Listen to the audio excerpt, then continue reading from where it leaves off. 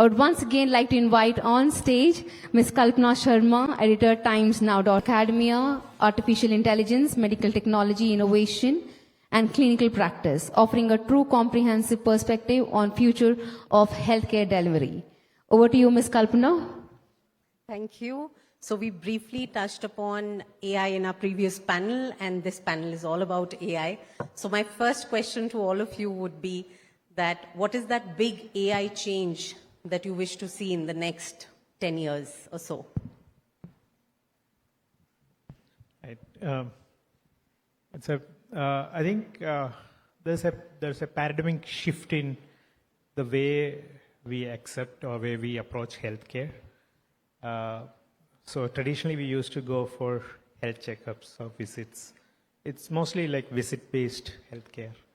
It's sort of shifting into data-based healthcare, which essentially looks into predictive data analytics and preventive healthcare.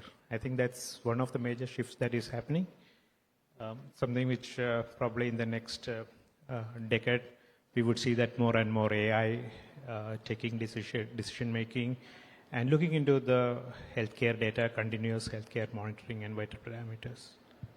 Okay, interesting.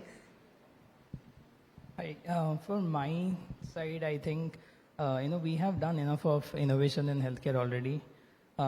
What we really would want to do in the next decade is to really take these benefits to places where delivering the care is really, really important, especially for countries like India. The debate is completely different, is because when we are talking about Silicon Valley, US, and all sort of modern areas where people are still fighting about, I'd say, accuracy, hallucinations, and all sort of things, right? Where AI is better than doctor or not.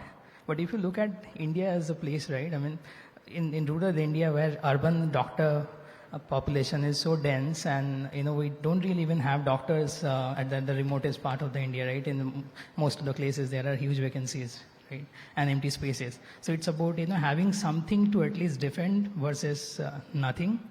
So this entire race is very, very different. What I'd like to see, India progressing towards that, having that last mile delivery problem sorted first. Interesting.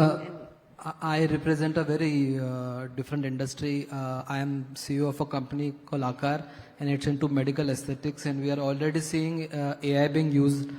So we are importing one of the devices from Germany, which is for dermoscopy, and there we are using AI already, which is doing visual scoring for melanomas, the skin cancer, and they give a differential diagnosis and a red flag for melanocytic and non-melanocytic carcinomas. We are seeing also AI being used already in face analysis, where our business is to make people beautiful and look beautiful. So it is already showing predictive what changes could happen post-procedure, like a plastic surgery or a non-invasive, minimally invasive filler or Botox procedure, how the face would look. So it's already there, and I think most importantly, recently I was reading that EHR softwares are already using AI, and also AI is started to be utilized for predictive triage, where we have high-risk patients to be diagnosed at an early stage. So it's already there, I think, and we are living that. It's not 10 years from now, it's already there. It will be more trusted and established by then. The whole idea is data privacy, because most of the the large language models are based on data that has been fed, and then the machine learns, and then the analysis happens. Especially like this company from where we are importing this device, Photo Finder, they have large database of images for skin and skin related issues and hair related issues. But obviously, especially when face and other things and the records for healthcare, data privacy is a big issue. Obviously, people will start working on it and how it can be done with anonymity. I think it is, but it is going to happen for sure. Okay. Yeah, so I'm a radiologist by training. So radiology is probably the most first thing that'll get disrupted with AI. It's already happened. Actually, way before AI came, we used to talk about computer-aided diagnosis. We used to have CAD systems.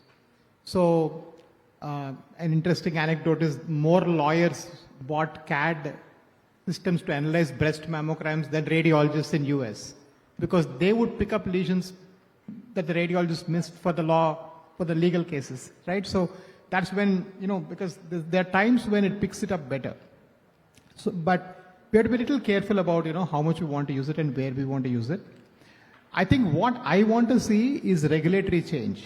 Right now, healthcare regulation in India, some of our laws of 1965 and some of the laws are from 1972. And I mean, some parts of healthcare still follows a Telegraph Act, which is, we don't send a telegram, but we have a Telegraph Act.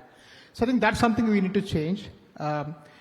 There's no reason why a doctor in UP should not see a patient's X-ray from Hyderabad in 30 seconds, if that's who's available.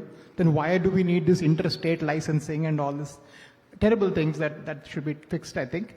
So I think what AI can completely change healthcare in India, provided regulation keeps up with it, and regulation is fast enough to move and help us diagnose and treat patients better. Finally, we are all here for that.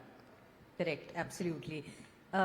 Professor Renu, my question is to you that India is known to produce world-class software talent, but where do you think that we struggle when it comes to dominant healthcare AI products? Yeah, so I think we have world-class medical colleges and hospitals. We have excellent engineering institutes, and we have great talent in the country, both at the engineering and the medical side. What we really lack is the deeply integrated institutes which bring both these communities together. So there's very little communication or very little programs and platforms where there is a clinician-engineer interaction, which is something which is seriously affecting the startups or the developments of in this area. And when we look at the contributions to healthcare and AI healthcare platforms, so we see that most of these technology-driven models look at the engineering side of it. So they are not really integrating into the clinical workflows or the system, the clinical systems. So that's another major gap. And I would say the third most important gap which I see is the data. We have a 1.5 billion population, and we look at large volume of data.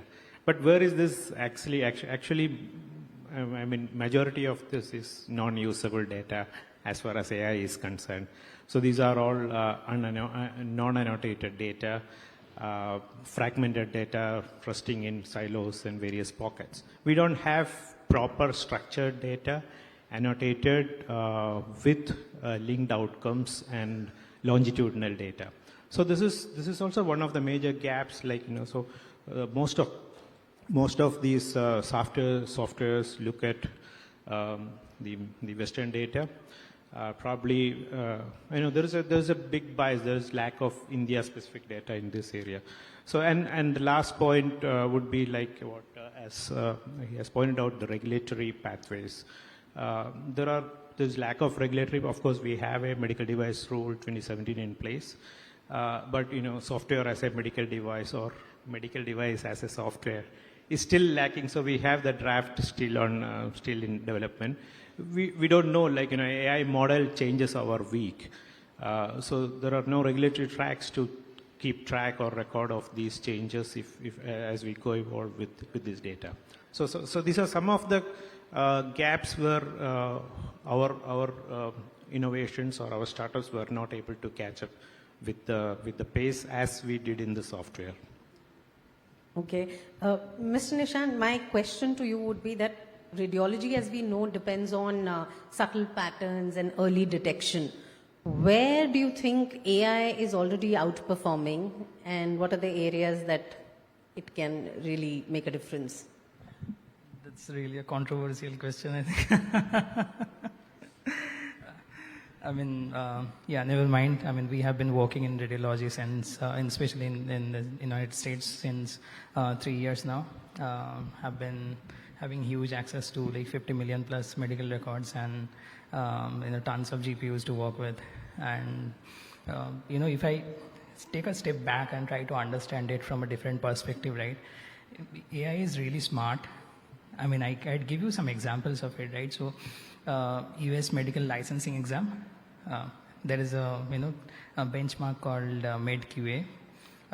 It's like one of the it's a consolidation of all of the tough questions together, and you'd see ChatGPT and other specialized healthcare model scoring way higher than normal human.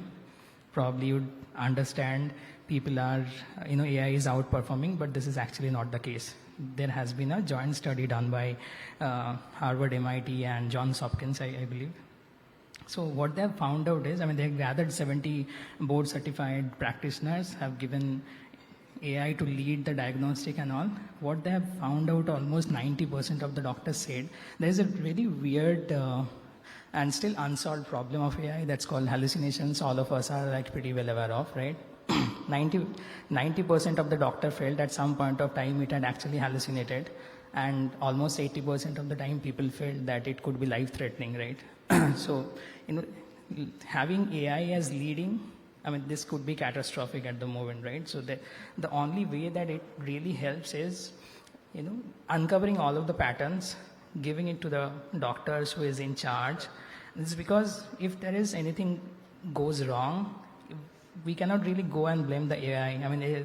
As part of all of the major regulations concerned worldwide, it has to be the doctor who is certifying on top of the results, not the AI algorithms at the end, right? So doctors has to be full in charge, just looking at it as a side opinion and all. Given another probably in this maybe 20 more seconds, there have been a study done in Johns Hopkins University. 500,000 patients, continuously they fed critical body vitals. There's a very catastrophic disease called sepsis. It's really hard to find out during early stage. It can be very lethal when your body turns against itself, right? And so what they have done is they have implemented a algorithmic discovery of sepsis based on very early stage science.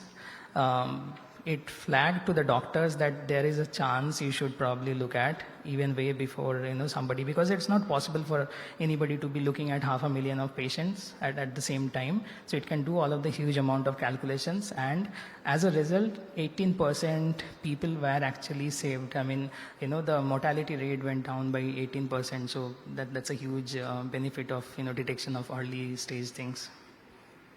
Yes, absolutely. AI helps there. Dr. Rahul, my question to you is that, we talk about AI, but when we look at tier 2 and tier 3 cities, what do you think can be done to really make this affordable for them in future? I think the question is not AI affordability, but healthcare affordability and the healthcare outreach.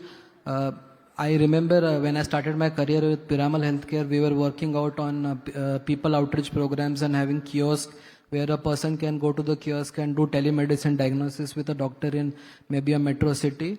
I think that would become reality in near future when people can actually go to a kiosk where somebody did mention that they're already working on telemedicine, and the data can be fed into an AI, and then subsequently a secondary reference can be done. So AI is more about augmentation than replacement of doctors. So what we are talking about is people who have AI as a companion can be also used as a second reference.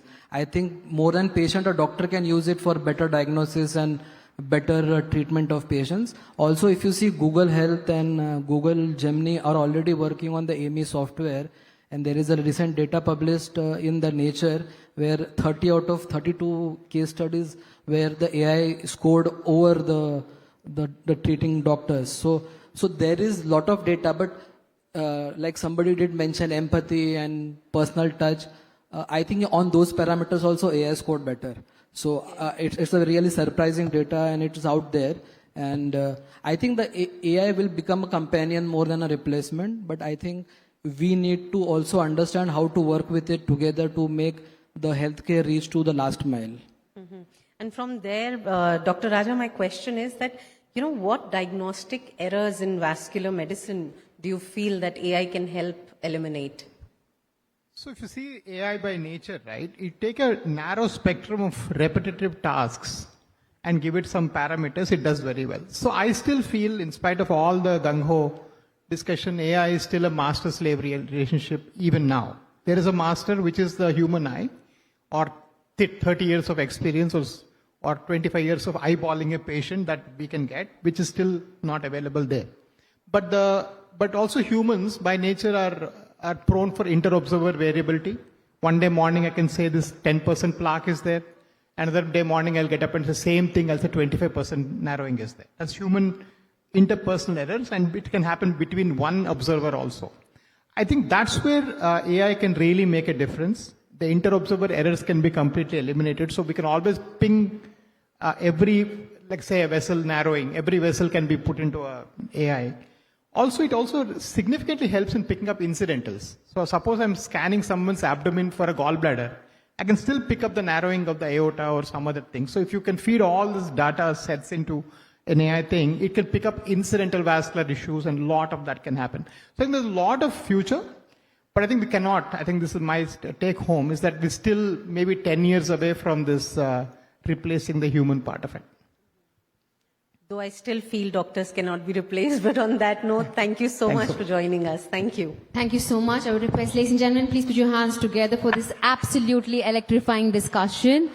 Thank you so much, Ms. Kalpana, for navigating this fast pace. I would request you to please stay back on the stage for this high-tech conversation so seamlessly. I would request if you can please present a token of appreciation for our panelists and our moderator, Ms. Kalpana. Thank you so much, gentlemen.